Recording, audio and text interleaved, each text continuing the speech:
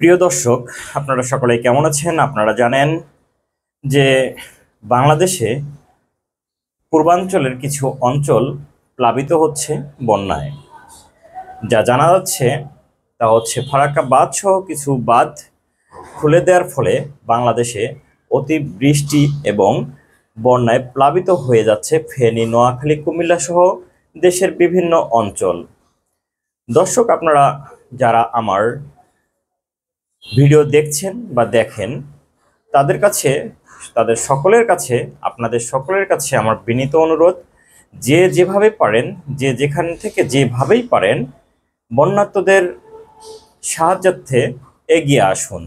আপনাদের সকলের সাহায্য অবশ্যই কাম্য।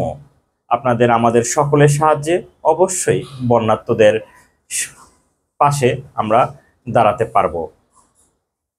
প্রিয় দেশবাসী, প্রিয় শুভাকাঙ্ক্ষী ও বন্ধু ভাই ও বোনেরা, আপনারা অবশ্যই বন্যার্তদের সাহায্যে এগিয়ে আসবেন, এটি কামনা করছি।